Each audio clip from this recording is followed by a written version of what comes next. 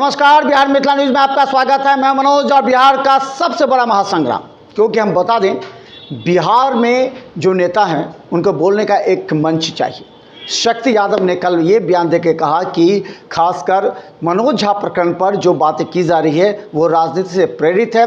अगर किसी को सीट नहीं मिल रहा उसलिए बहकावा कर रहे हैं, सवर्णों को एक कर रहे हैं।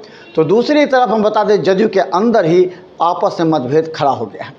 क्या इंडिया गठबंधन टूटेगा? आज इसी बात पर हमारी चर्चा होगी। हमारे साथ राष्ट्रीय जनता दल से राकेश नायक हैं। राकेश जी, आपका स्वागत है। बहुत बहुत धन्यवाद भैया। तो दूसरी तरफ हम बता दें भारतीय जनता पार्टी से हैं अंकुर गुप्ता। अंकुर जी, आपका स्वागत है। बहुत बहुत धन्यवाद। तो चले हम बता दें कि मनोज झा के बयान के बाद पूरे देश की राजनीति गर्म हो गई है। देश में कई जगह राजपूत संगठनों ने धरना प्रदर्शन शुरू कर दिया है और सीधा इंडिया गठबंधन पर आरोप लगा है। तो दूसरी तरफ अब डैमेज कंट्रोल की में लग गए हैं इंडिया गठबंधन के नेता, जिसमें नीतीश कुमार और लालू प्रसाद यादव हैं। लालू यादव ने कहा कि ऐसा कोई बात नहीं है। कुछ लोग राजनीतिक मंच दे रहे हैं, जबकि मनोज झा को उन्होंने विद्वान कहा। तो सबसे बड़ा सवाल है राकेश जी कि क्या इंडिया गठबंधन टूटेगा? ये टूट के कगार पर आ गई है। राजद में भी मतभेद है और जदयू में भी मतभेद है। तो क्या इसका असर पड़ेगा राकेश जी? इसका कहीं से कोई असर नहीं पड़ना है। और आप अगर ठीक से मनोज झा जी के बयान को अगर सुनेंगे या जो भी नेता विरोध कर रहे हैं उनके बयान को अगर शालीनता से सुनेंगे तो बड़ा है शालीन भाषा में उन्होंने कहा है जो भी सामंतवादी विचारधारा के लोग हैं या जो सामंतवादी प्रथा से अपना कंसर्न रखते हैं, ऐसे विचारधारा के लोगों को कहीं ना कहीं अपने अंदर के ठाकुर को मानते हैं। उन्होंने खुद के लिए भी ये कहा, वो भी एक प्रवर समाज से आते हैं, एक ब्राह्मण समाज से आते हैं।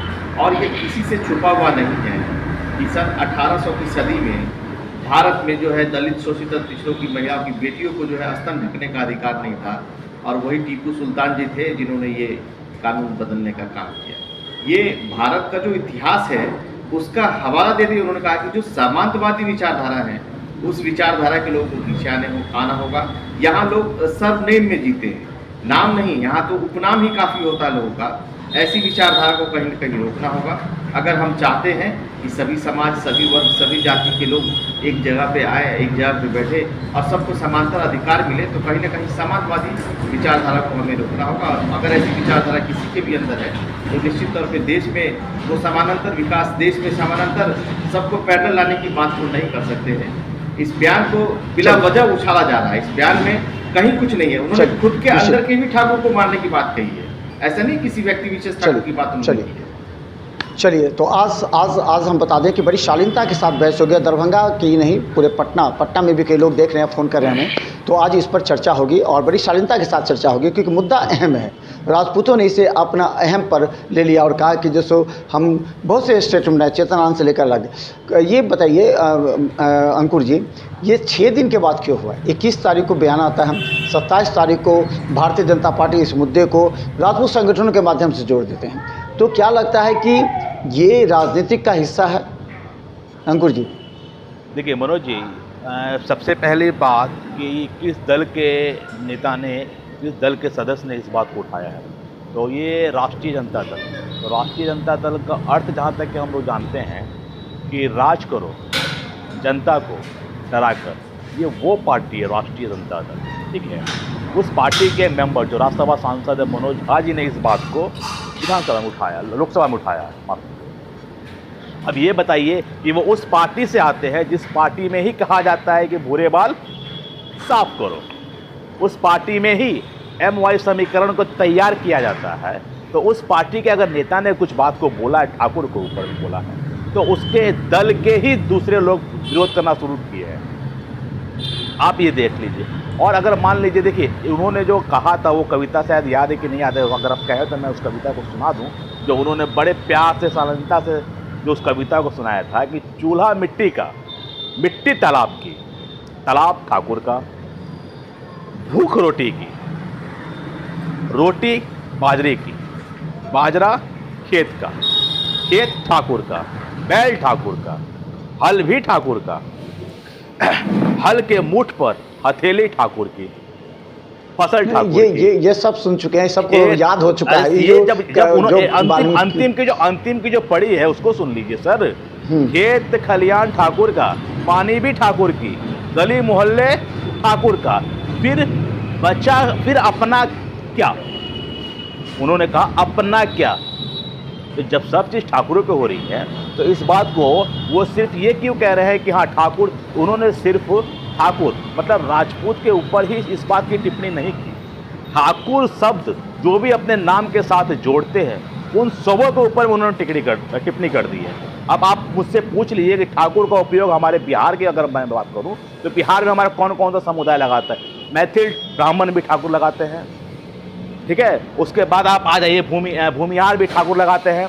फिर आप आ जाइए राजपूत लोग तो ठाकुर लगाते हैं, चलिए वो बात समझ आती है। लेकिन अगर पिछड़ा में आप आ जाइए तो पिछड़ा में भी सुनार जो कमार के लोग रहते हैं वो लोग ठाकुर लगाते हैं। चलिए इस पर हम चर्चा करेंगे, अब हम डिबेट करेंगे, अब हम डिबेट करेंगे। आपको 1 मिनट मौका दे दिया हम, अंकुर जी 1 मिनट उनको भी दिए थे। अब ठाकुर की बात आ रही है, ठाकुर पे ही भी बात अब चर्चा करते हैं अंकुर जी, अब चर्चा करेंगे। अब आप डिबेट में तोड़ सकते हैं, जो बोल सकते हैं। तो उनके दल में जो लोग रह रहे हैं वो सब लोग सबसे बड़ा बात समझिए, बात को समझिए, जनता की बात को, भावना को समझिए। बिहार कभी भी जातिवाद से उबरा नहीं है और न उबरेगा। ये नेता भी जानते हैं कि कब मुद्दा मिला, कब किस जाति को पिंच कर दो ताकि दूसरी जाति का वोट बैंक उनके तरफ आकर्षित हो जाए। ये आज से नहीं हो रहा, पहले से भी हो रहा है। तो क्या लगता है कि 2024 के मद्देनज़र मनोज झा ने एक तीर छोड़ा और उसका निशाना 2 हो गया। तो ये 2 निशाना कहाँ का लगा? एक तो इंडिया गठबंधन के अंदर लगा, दूसरा एनडीए में भी उन्होंने जो है ब्राह्मण और राजपूत को तोड़ने का प्रयास किया। तो मनोज झा का एक, राकेश जी आप मनोज झा के काफ़ी नज़दीकी भी रहे हैं, कई बार आपसे मुलाकात होती है, बात होती है, कहा जाता है लालू यादव ने कहा बहुत बड़े विद्वान हैं। तो क्या लगता है कि उन्होंने एक तीर से 2 निशाना छोड़ा?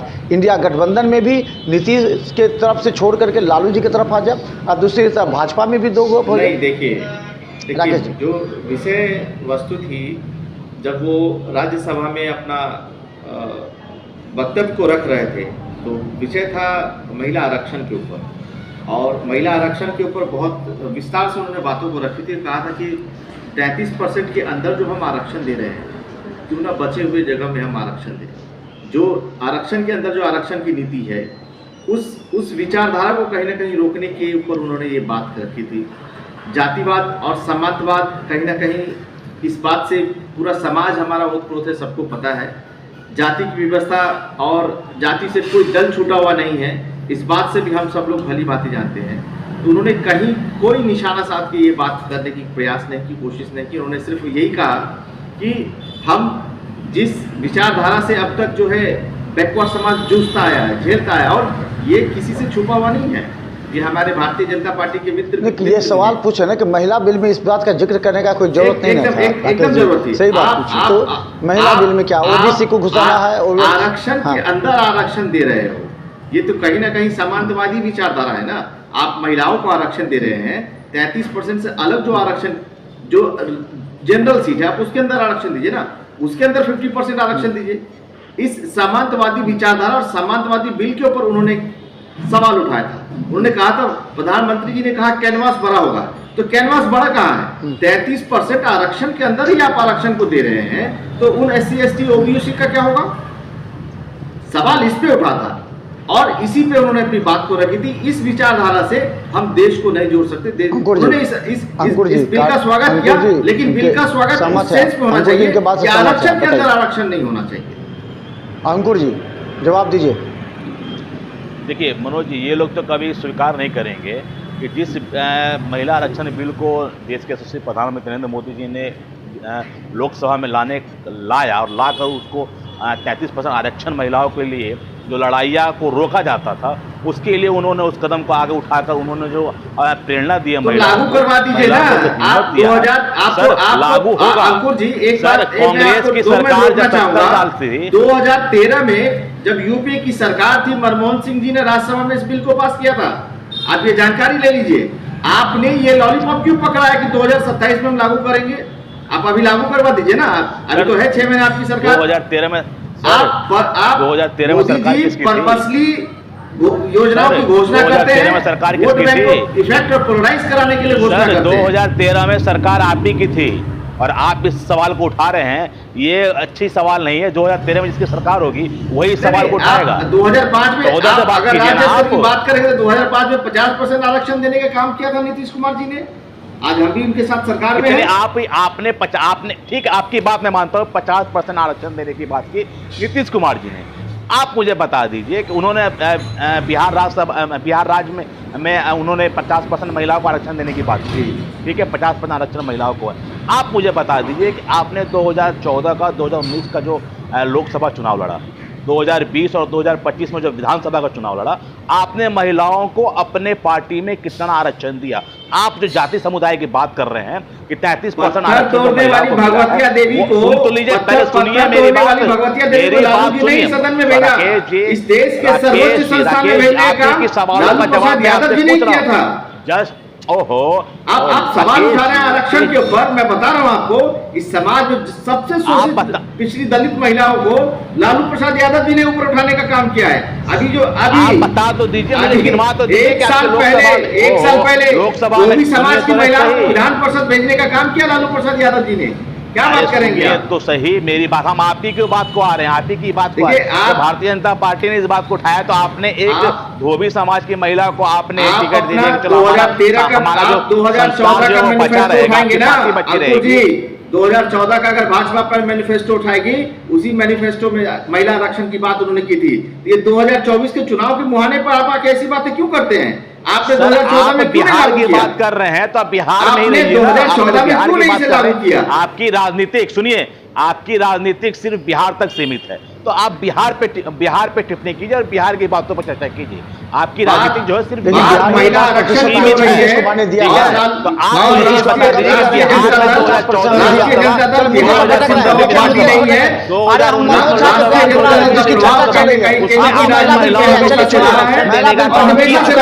मनोज झा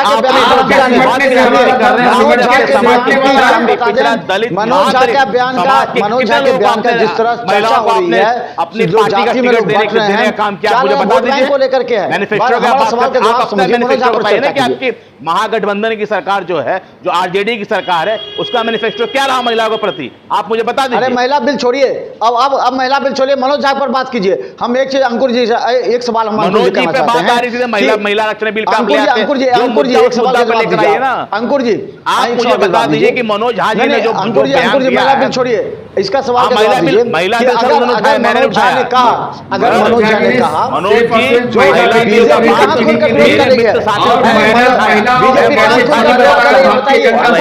जी की बात तो ये आप सुनिए, उन्होंने अपने विषय बंधु को रखा था। मनोज जी, आप मनोज झा जी के अगर जो टिप्पणी हो रही है उसकी बात सुनिए, चंद वादे भी इनके पूरे नहीं हो सके। आप आगे महिला बिल पर आप मनोज झा पर आइए ना, अपने दल के नेता के पास बीजेपी कहां विरोध कर रही है, खुल के कहां बोल रही है बीजेपी? किसी ने ज्यादा स्टेटमेंट नहीं दिया है। मनोज झा जी के बातों पर गंभीरता से रहे, महिला बिल को अभी छोड़ दे, महिला बिल की टिप्पणी हम लोग मनोज झा ने बीजेपी कहां विरोध कर रही है, बताइए ना, विरोध प्रदर्शन कहां कर रही है बीजेपी? सभी जो मनोज झा जी ने जो कहा है राजपूत संगठन अपने अंदर के ठाकुरों को मारे। राकेश जी, मनोज झा जी ने कहा है कि ठाकुर अपने अंदर के ठाकुरों को मारे। बात है, तो पहले ये कह देना कि उनके दल के जो राष्ट्रीय अध्यक्ष हैं, उनके दल के जो उप मुख्यमंत्री हैं, वो लोग भी तो अपने अंदर के ठाकुरों को मारे हैं। हम भी कहते हैं अगर मेरे अंदर वो बिहार में राज करके सोचते हैं कि हम ही ठाकुर शासन चला रहे हैं। अगर मेरे अंदर समाजवादी विचारधारा है, मैं अपने से नीचे जाति के लोगों का शोषण करता हूं, तो ये मेरे अंदर का जो ठाकुरवाद है उसको मारना चाहिए। और आप मुझे बता दीजिए कि लालू यादव का जो बयान है, भूरे बाल साफ करो, ये जातिवाद को क्या करता है? जिस समय बिहार के अंदर जातिवाद, मुझे बताइए ना कि लालू यादव कहते हैं भूरे बाल साफ करो, ये क्या है? जिस समय बिहार के अंदर वो अपने अंदर के ठाकुर को मारे ना, कि वो कहते हैं भूरे बाल साफ करो। तौर पे भूरे बाल साफ करो का बयान जिस दौर में आया, आप सुनने का भी प्रयास कीजिए अंकुर जी। आप कह दीजिए कि लालू यादव का जो ये बात है कि भूरे बाल साफ करो, उस समय में उनकी गलत बात है, क्या आवश्यकता थी? यहाँ इस देश में 3 से 4% भूरे बाल साफ करो, और पार्टी में वही लोग रह रहे हैं जिनको वो लालू यादव कहते हैं कि भूरे बाल साफ करो, और राष्ट्रीय जनता दल में भी वही लोग रह रहे हैं। अरे सम्मान चाहिए, भूरे बाल हमको उतना हक मिलना चाहिए। जिस पार्टी में आपकी बेइज्जती हो रही है, ठाकुरों को बेइज्जत किया जा रहा है, भूरे बाल के लोगों को बेइज्जत किया जा रहा है, वही लोग उस पार्टी में। अरे आपको अपना सम्मान चाहिए उस पार्टी को। राकेश जी, अंकुर जी, हम दूसरे मनोज झा जी की बातों से इतना लोगों को तकलीफ हो रहा है, तो उस पार्टी में कर क्या रहे हैं वो लोग? और सुनिए, अब दूसरे राउंड के दूसरा सवाल, बहुत सटीक सवाल, क्योंकि जनता देख रही है और जनता पूरे देश में और साथ में बिहार में देख रही है जो बदल रही राजनीति। हमारा एक सवाल ये है, सिर्फ कहना है राकेश जी, बहुत छोटा सा सवाल है और हम अंकुर जी से पूछेंगे। अंकुर जी, बीजेपी ने विरोध क्यों नहीं किया? राजपूत संगठन विरोध कर रहे हैं सड़क पर उतर करके, लेकिन बीजेपी तो इनकैश कर रही है, अंदर भड़का रही है, लेकिन खुलकर सड़क पर क्यों नहीं आ रही है? क्या आपको डर है कि हमारा जो मतलब ब्राह्मण और राजपूत का टूट होगा तो उससे कुछ नाराज़गी होगी? क्योंकि ब्राह्मण पर भी एक आरोप लगाए हैं आपके राजपूत संगठन के लोग, तो आप खुलकर क्यों नहीं आते? अंकुर जी, सड़क पर आइए, उतरिए, बोलिए मनोज झा ने गलत कहा है, क्यों नहीं कहते? मनोज जी, आप ये नहीं कहिए कि हम लोग खुल के नहीं आए। देखिए, हमारी पार्टी जो भारतीय जनता पार्टी जो है वो विश्व की सबसे बड़ी पार्टी है। वो राजनीतिक, वो जात पात की राजनीतिक नहीं करती है, ठीक है, वो संविधान पे चलती है, ठीक है। और रही बात कि आप विरोध करने का बात कर रहे हैं, तो हमारे पूर्व मंत्री नीरज कुमार बबलू जी ने भी इस बात तो एक आदमी का स्टेटमेंट आप अपने अंदर के जो, मेरी बात सुन हैं। लीजिए मनोज जी, आपके सवालों का, अपने सवाल का जवाब सुन लीजिए। आपने कहा कि भारतीय जनता पार्टी विरोध क्यों नहीं कर रही है, तो हमारे पूर्व मंत्री जो है नीरज कुमार बबलू जी, उन्होंने इस बात से कहा, बस एक आदमी, उन्होंने इस बात और किसी ने नहीं किया। हमारे दल का कोई एक व्यक्ति कह दे तो समझ ले हमारे भारतीय जनता पार्टी ने कह दिया है। आप क्यों कहते हैं? हमारे दल में बंटवारा नहीं है, ये बंटवारा महागठबंधन में होता है। व्यक्तिगत ओपिनियन हमारे दल में ये बंटवारा, हमारे दल में कोई एक सामान्य कार्यकर्ता अगर इस पर बोल दे तो आप समझिए कि पूरे भारतीय जनता पार्टी ने कह दिया। नीरज कुमार बबलू जी ने क्या कहा कि पहले वो अपने दल के मुखिया कहेगा, वो अपने अंदर के ठाकुर को मारे, उसके बाद वो दूसरों पर टिप्पणी करेंगे। नीरज कुमार बबलू जी ने क्या कहा कि पहले उनके दल के जो मुखिया है, पहले वो अपने अंदर के ठाकुर को मारे, उसके बाद वो दूसरे को निर्देश देंगे, मार्गदर्शन देंगे कि अपने अंदर के ठाकुर को मारे। पहले वो तो मारे, जातिवाद उन्हीं की शुरुआत की हुई, जातिवाद सबसे ज्यादा है तो उन्हीं के पार्टी में है, लेकिन उसके बावजूद भी लोग उनकी पार्टी में रह रहे हैं। बीजेपी केवल कमेंट कर सकती है, लेकिन बीच में पचरा में पड़ के कोई धरना प्रदर्शन कोई कुछ नहीं किया। हम ये बीजेपी जनता देख रही है। तो चले हम दूसरी तरफ बता दें, राकेश जी, एक बहुत बड़ा सवाल है, उन्होंने ठाकुर शब्द का क्यों इस्तेमाल किया? वो कह सकते हैं हम अपने अंदर के राक्षस को मारना चाहिए, ये बात शब्द होता, लेकिन उन्होंने ठाकुर को कह करके एक विशेष जाति को जो भड़का दिया है और आनंद मोहन को इसी बहाने सवर्णों को एक छत के नीचे लाने का प्रयास किया। दूसरी बात कि राष्ट्रीय जनता दल के स्टेटमेंट पर राष्ट्रीय जनता दल का ही सबसे ज़्यादा विरोध आया है। तो क्या लगता है कि ये इसका समाज में क्या असर पड़ेगा, आपके वोट बैंक पर क्या असर पड़ेगा? राकेश जी, असर उन्हीं लोगों को पड़ रहा है जो कहीं ना कहीं सामंतवादी विचारधारा के आसपास इर्द गिर्द अपना जीवन व्यतीत करते हैं। मैं बार बार एक ही बात कह रहा हूँ कि ठाकुर शब्द का जो यहाँ उल्लेख किया जा रहा है, ठाकुर शब्द के लोग हर जाति धर्म में है, हर जाति में है। नहीं तो राक्षस कहते हैं ना कि हमें अपने अंदर के राक्षस को मारना चाहिए, ये सब कहता है, तो ये तो कह सकते थे, तो ठाकुर क्यों कहे? इस बात की चर्चा हुई, कविता का उल्लेख किया और कविता में ठाकुर ही लिखा हुआ है, जिसका उल्लेख हमारे भाजपा के मित्र भी कर रहे हैं। तो क्या यह अपराध है? क्या उस कवि को हम अपने मन से नहीं कर रहे हैं, जो उन्होंने कविता सुनाई है उसी का हम वर्णन कर रहे हैं, उसी को हम सुना रहे हैं। कवि ने कविता लिखा हुआ है तो वहां से ठाकुर का नाम हटा देंगे क्या? ये संभव है? आप ठाकुर नाई जाति में भी है, बढ़ई जाति में भी है, ब्राह्मण जाति में भी है, राजपूत तो उत्तर भारत में पाए जाते हैं, शिमला वगैरह में पाए जाते हैं।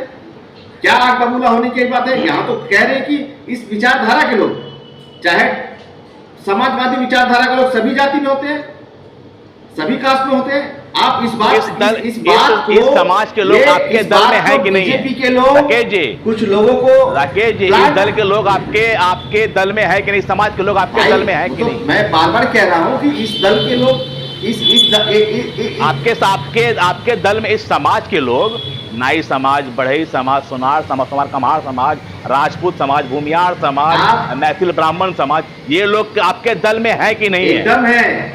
और जहां भी है, जो भी है, अगर समाजवादी विचारधारा से इस देश को चलाने का प्रयास करेंगे, जब देखिए, उनको रोकने का प्रयास हमारा वैसा होगा, हमारे राकेश जी, जब हमारे दल का मुखिया ही वैसा रहेगा, राकेश जी, जब हमारे दल का मुखिया ही वैसा रहेगा तो उसके अंदर की जो टहनियां होती है वो भी उसी राह पर चलती है, और वही राह पर चल रहे हैं आपके मनोज कुमार झा जी, जो खुद ब्राह्मण होके और अपने ही समाज के लोगों का टिप्पणी करते आ रहे हैं। इससे ये पता चलता है कि आपका दल जो है वो किस प्लेटफॉर्म पे चल रहा है, और इसी का नतीजा था, सुन लीजिए राकेश जी, इसी का नतीजा था 2019 में लोकसभा में आपका खाता नहीं खुला है। वो हमेशा समाज के नीचे पैदा यही विचारधारा जो है आज बिहार की जनता ने समझ ली है। सुन लीजिए राकेश जी, बिहार की जनता आपके राष्ट्रीय जनता दल जो कि राज करो जनता को डरा कर, सुन लीजिए राकेश जी, राज करो जनता को डरा कर जो आपकी नीति है आपके दल की, उसको बिहार की जनता ने समझ गए हैं, वो जानकार हो गए, इसलिए 2019 का लोकसभा में आपका खाता नहीं खोलने दिया बिहार की जनता ने। जनता आपके विचारधारा से वो लोग समझ चुके हैं कि राष्ट्रीय जनता दल जो है वो राज करती है जनताओं को डरा कर, तो उसका विचारधारा, उसका जवाब जो था वो 2019 में दे दिए बिहार की जनता ने। अब बिहार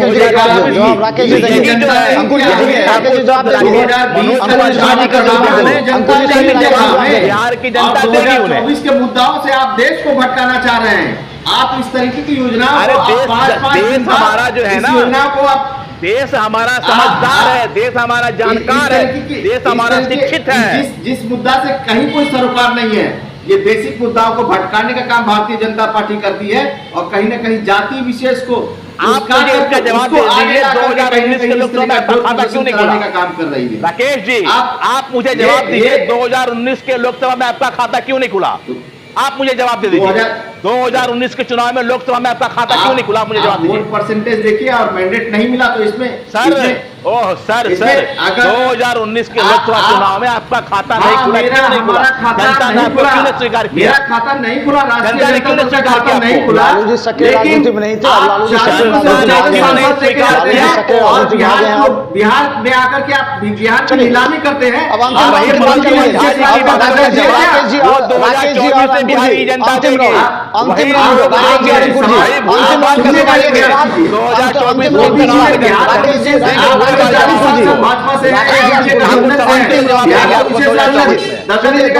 अंकुर जी, राकेश जी, अंतिम सवाल अंतिम राउंड है। राकेश जी, अंकुर जी योजनाएं थी वो कहाँ गई? 40 में से राकेश जी सुन लीजिए, अंतिम राउंड अंतिम सवाल है। ये हम बता दें, सबसे शालीनता से आज हमारा डिबेट हो रहा है, और हम बता दें कि तमाम लोग देख रहे हैं इस डिबेट को, और ख़ासकर बहुत से उत्साहित नेता भी हमारे लिस्ट में आ गए हैं जो अपने विचार, अपने तर्क शक्ति को बढ़ा रहे हैं, पढ़ के भी आ रहे हैं। सबसे आश्चर्य की बात है, जितने नेता हमारे डिबेट में आए सब ने पढ़ करके अपने अपने पक्ष को तर्क रखा, और जनता ने वाहवाही की अपने अपने नेताओं को।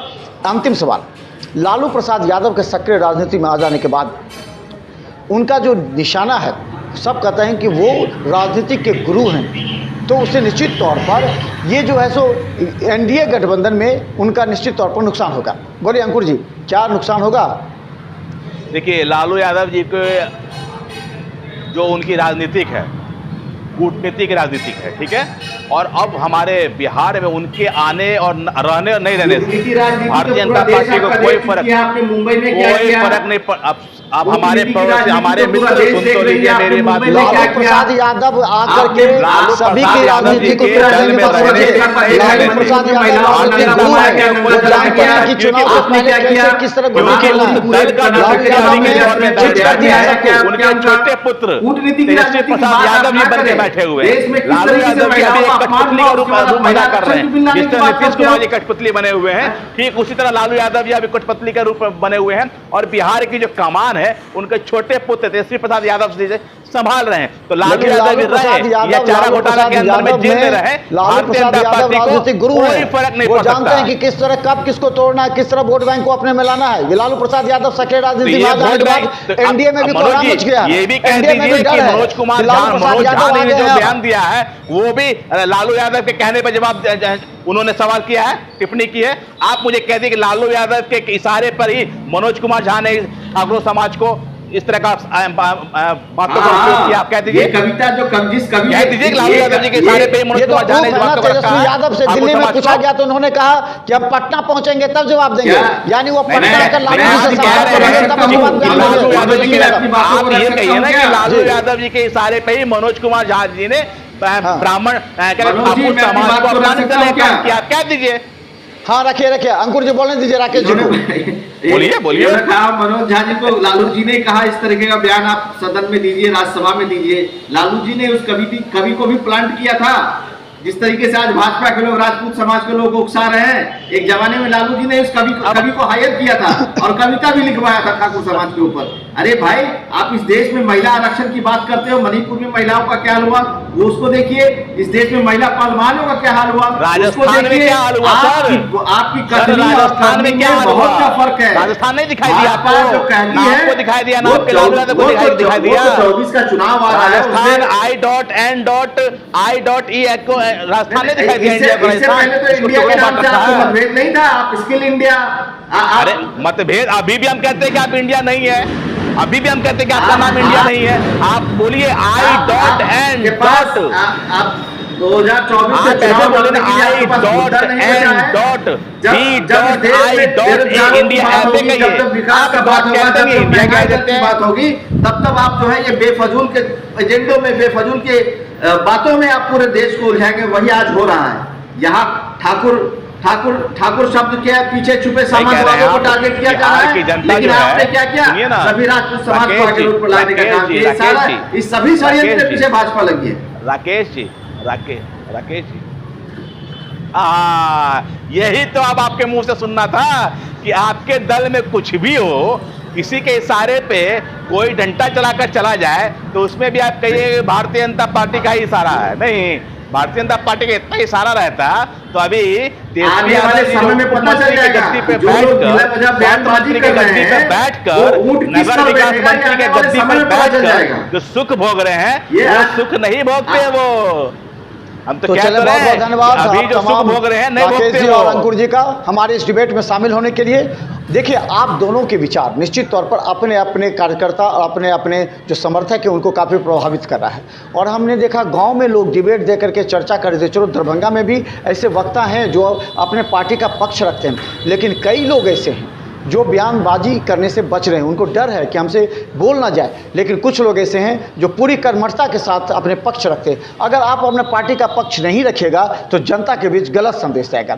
आज हम बता दें, राकेश नायक और अंकुर गुप्ता के बीच हमारा अच्छा डिबेट था और ये डिबेट लगातार इसलिए चलेगा क्योंकि आज हम आपको सिंहवाड़ा के उस जगह पर जाकर के आपको दिखाएंगे जहाँ राजपूत संगठनों ने विरोध प्रदर्शन शुरू कर दिया है और बिहार में कहा है कि राजपूतों का जो संगठन है वो निश्चित तौर पर गुमराह किया गया है लालू प्रसाद यादव के द्वारा। तो दूसरी तरफ ब्राह्मण समाज के बचाव में भी आगे हैं कुछ लोग, यानी कि लालू यादव ने राजपूत और ब्राह्मण के बीच लड़वा दिया है, जिससे आगे की 24 की वोट की राजनीति होगी। क्योंकि लालू प्रसाद यादव राजनीतिक गुरु हैं, जिससे खतरा नीतीश कुमार को भी है और खतरा एनडीए को भी है। देखते रहिए बिहार मित्र न्यूज़। यूट्यूब में भी सब्सक्राइब कीजिए और चैनल 277 पर सिटी केबल और 985 GTPL पर हम हमेशा रहेंगे मौजूद। धन्यवाद राकेश जी, धन्यवाद अंकुर जी, धन्यवाद।